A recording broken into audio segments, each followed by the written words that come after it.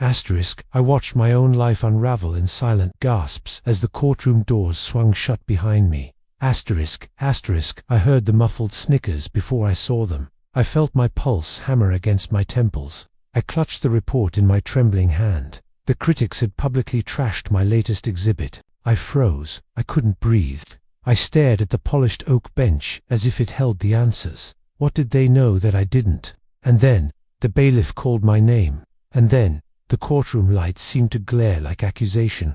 And then, my gallerist, Miriam, rose and strode to the judge's bench with a confidential envelope. And then, she slid it across, and the murmur in the gallery swelled into a roar. I swallowed the scream lodged in my throat. I pressed my sweat-slick palms to my skirt. I tried to steady my voice. I tried to steady my faith. Would she reveal the truth? Would she expose the secret praise that the critics had buried? The judge glanced at the folder.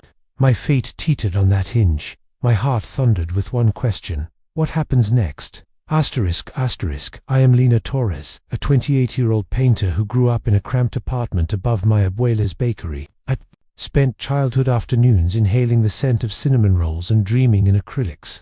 I am the daughter of a single mother who sacrificed every peso so I could attend art school. I am the mother of a 6-year-old daughter, Sophia, whose innocent question, "Mama, why do people want to hurt your pictures?" still echoes in my mind. I wake every morning at 5 a.m. to paint before the world intrudes. I trace my brush across canvas as dawn seeps through my studio window. I sip black coffee until my hands stop trembling. I whisper prayers to colors. I send my work to local galleries hoping for a breakthrough. And then, Miriam found me last year at a pop-up show. She wore power suits and spoke in crisp commas. She said she saw something raw in my portraits of grief and hope. She offered representation. She promised me New York. She promised me opening nights. I promised myself I wouldn't let her down. I married a traffic engineer, Marco, in a courthouse ceremony with only Sophia as our witness. He taught me stability, budgets, schedules, eye-watering spreadsheets. He never learned to love my erratic rhythms. He liked order. I liked chaos. I cleaned my brushes at midnight while he dreamed of spreadsheets. We parted 6 months ago with polite goodbyes. He visits Sophia on weekends, and I repaint my heartbreak into sunsets. Before the conflict, I was balancing gallery showings, tutoring art students online, and scavenging second-hand frames. I was living my dream on a shoestring. I had never faced real criticism, only supportive nods from my small circle. I never anticipated betrayal in a room full of strangers. I never imagined that words meant to exalt could be weaponized to shame. I never believed that the very people who lauded my vision could turn against me at the judge's signal dot. In my quiet apartment, Sophia's laughter still floats up the stairs. I still hear Abuela's oven timer ticking away. I still feel the rough grain of stretched canvas beneath my fingertips. And then, I stepped into this courtroom, clutching a file thicker than any I'd painted. I carried the whispers of every mentor who believed in me. I carried the flicker of hope that truth can't stay buried. I carried my daughter's future in every brushstroke behind my eyes. I am here now. I am ready to fight. I am ready to reveal what they never wanted to see. What happens next? I felt the judge's gavel echo like a heartbeat as Miriam slid back into her seat. I heard the sharp click of her heels on marble. I watched the critics file into the gallery corners, their lips curled like vultures circling a carcass. I clutched my legal pad until the spiral bit into my palm. I traced the judge's carved nameplate, Jean Carmando Gadu, as if it could anchor me. Then, I remembered Miriam's first warning. I was hanging my pastel-colored abstracts in her minimalist loft gallery when she paused, fingers fluttering over a smear of rose. I looked for a smile. She didn't meet my eyes. She said, "They adore your emotion, Lina, but they need a hookah scandal." I laughed then, nervous and bright. I shook my head. I didn't see the sting. Then my life shifted in that breath. I felt her words coil around my ambition. I felt my gut tighten like a noose. I painted harder that night. I painted darker. I painted every fear I'd ever smothered. Then, I started receiving sly notes tucked under my studio door. I found them in manila envelopes sealed with deep red wax. I pried one open and read, "Your daughter deserves a mother who doesn't embarrass her." I tore it in half and burned the pieces in a chipped ceramic pot. I trembled as the embers glowed. I felt shame flicker. Then, I confronted Miriam in her office, the one with the floor-to-ceiling windows. I slammed the door. I demanded she stop. I bit my lip. I demanded loyalty. I tasted copper.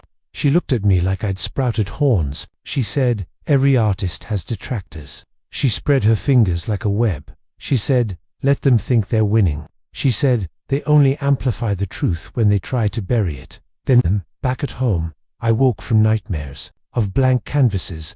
I felt Sophia stir beside me, small fists curling. I pressed my cheek to her curls. I promised I'd protect her, but I doubted I could protect myself. Then, at our first critics panel, they pounced. I stood behind the podium, the spotlight scorching my cheeks. A dozen microphones thrust at me like quills. I thought I could speak my truth. I thought I could smile through it. But the first question came, "Why did you paint your daughter as an icon of trauma instead of joy?" I blinked. I opened my mouth. My voice cracked. I stammered about perspective. I watched the cameras hunt for a reaction shot. I flinched under the glassy stare of the cultural editor. Then, voices rose in a chorus of condemnation. I saw the lead critic tilt his head, mouth tugged in a cruel smirk. I felt a cold knot tighten. In my chest, I clung to my water glass until it shattered, droplets skittering across the floor like startled birds. I tasted metal on my tongue. I heard my name drip from their lips like poison. Then I retreated to the green room and antiseptic corridor. Behind velvet curtains, I collapsed into a plush chair. My knees quivered. My heart pounded in my ears. A PR assistant pressed a damp towel to my temple. She murmured, "We'll spin this." I looked at her pale face. I realized I'd become a marionette. Then, I found Miriam in the gallery's back hallway that night. She was on the phone, whispering fiercely. I approached. I demanded to know what she'd promised them. She didn't hang up. She placed her finger to her lips. She said, "It's under control." Her tone was steel wrapped in velvet. She didn't look at me. Then, I understood the stakes. I saw the pattern. Every criticism choreographed, every whisper timed. I felt manipulated. I felt exploited. I felt rage pool in my veins. I realized I was trapped in someone else's narrative, an exhibit, curated by invisible hands. Then, I walked home in the rain, the pavement glistening like tears. I thought about Sophia's question, "Why do people want to hurt your pictures?" I realized the answer wasn't critics or jealous peers. The answer was fear of what my art revealed about their own wounds. And then, I shoved my fists into my coat pockets. And then, I made a promise to myself. I would reclaim my story. What happens next? I stared at my reflection in the gallery's bathroom mirror the night before the court hearing. My lipstick had faded. My eyes looked hollow. My cheeks were streaked with salt. I whispered, "You don't have to go through with this." But the mirror didn't answer. Then, I heard a knock on the door. Soft, tentative. It opened without waiting. It was Sophia, in her unicorn pajamas. She'd wandered into the hallway while I argued with Marco on speakerphone. She clutched her sketchpad. She whispered, "Mama, why don't they like your paintings?" And that question, God, that one hit me harder than any critic's pen ever had. I knelt in front of her. My knees cracked. My voice wobbled. "I don't know, baby," I said. "Maybe they don't understand them." She blinked. Her face was round with sleep and honesty. She held up her drawing, a crude crayon version of me standing on a mountain made of paintbrushes. She said, "I drew this so they'll know you're strong." I took it. I pressed it to my chest. I cried quiet and ragged. And in that moment, I realized this wasn't just about art. It was about being seen. It was about being believed. Then, I called Miriam. I told her I was out. I said I wouldn't let them weaponize my work. Her silence stretched. Finally, she said, "Lina, you need to come to asterisk then." I heard the phone echo in my empty studio. My voice cracked as I told Miriam I was done. My hands shook as I pressed end. I can't be her puppet anymore. I fell to the hardwood floor. The moonlight painted widow's peaks of shadow beneath my eyes. I felt hollow. I felt raw. I felt like I was unraveling. I gathered Sophia close. I told her a story of my abuela, who painted sunrise over the barrio during times of hunger. She painted hope, even when her stomach grumbled. Sophia drifted asleep against my shoulder, trusting me to guard her dreams. I sat in the dark until the ceiling fan throbbed like a heartbeat. I whispered to the silence, "What am I going to do?" The next morning, I walked into the courthouse alone. My heels echoed down the marble corridor. I clutched my daughter's drawing in one hand, my portfolio in the other. I passed portraits of judges who'd never held a brush. I thought of the critics smirking behind their desks. I thought of Miriam's steel eyes. I thought of Sophia's small faith in me. Then, the courtroom doors swung open. I stepped inside. I heard the prosecutor clearing his throat. I saw the gallery backers at the front row, impassive. I glimpsed Miriam at the side, her face unreadable. I gripped the bench rail. My nails gouged the wood. My palms burned. My heart pounded like a war drum. Miriam rose, envelope in hand. The prosecutors smirked. The gallery's lawyers whispered strategy. The judge tapped his gavel. Silence fell like a curtain. Then the prosecutor began his opening salvo. He recounted every scathing headline. He quoted every dismissive email. He painted me as an artist desperate for attention, willing to sue over petty insults. He said I was frivolous, vindictive, unworthy. My throat tightened. My vision blurred. I bit back a sob.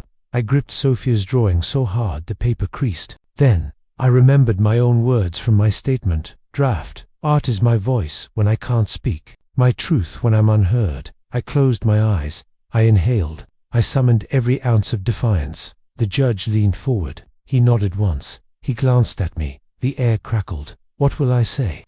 Can I stand and unmask the manipulation? My breath hitched. My knees trembled. I forced myself up. I gripped the counsel table. I looked directly at the prosecutor. My voice came out low, steady. I am not here for revenge. I am here for truth. And in that charged moment, I realized this was my breaking point and my reckoning. What happens next? Asterisk. I rose from the counsel table, voice shaking like a leaf in the tempest. I felt every eye burn into me. I gripped the edge until my knuckles went white. I heard the judge clear his throat. I saw the prosecutor's smirk deepen. He thought he had broken me. I inhaled. I spoke. I stand here not for vengeance, but for every artist who's ever been silenced. My words felt strange in my own ears. I watched the courtroom shift. Some leaned forward, curious. Some whispered to neighbors. Some snapped photos with cold precision. Then my phone buzzed in my coat pocket. It vibrated like a warning. I ignored it until the bailiff's glare froze me. I fished it out. I read one word flashing on the screen. Stop. No number, no signature, just the word. My heart pounded in my throat. Who's pulling these strings? Then, I remembered the letter I'd found tucked behind my studio canvas. The night before trial, I'd almost thrown it away until I noticed the gallery's watermark on the envelope. Inside a single sentence, withdraw your claims, or watch your daughter's mural be erased. My breath caught. My vision blurred. I staggered, as if struck. I pressed the phone to my ear. I dialed Miriam's number with trembling fingers. It rang once, twice. She answered on the third ring, voice cool as marble. Miriam, I choked. Did you send this? There was a pause, then her voice, distant.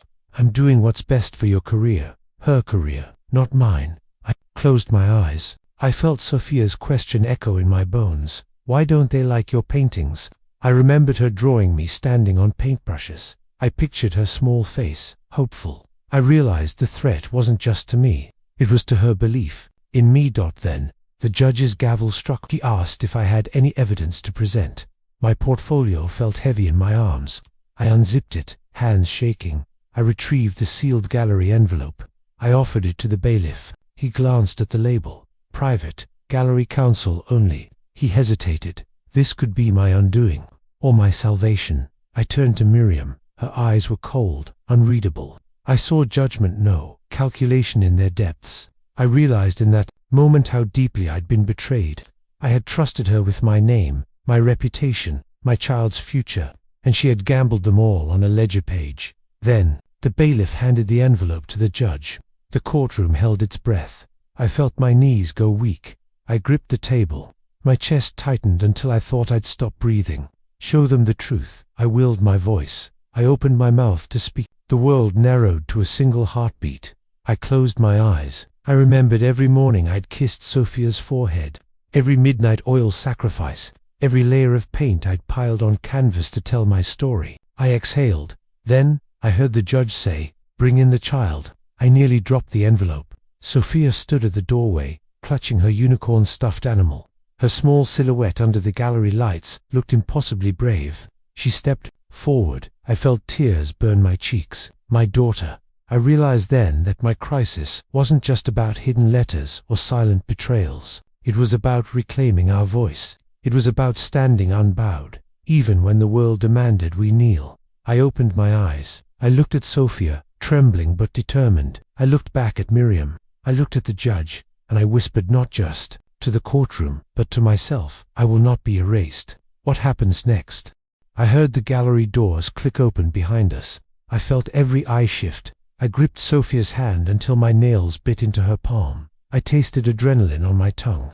Then, I looked up to see Monique stepping forward, her heels echoing like a verdict. I recognized the steel in her posture.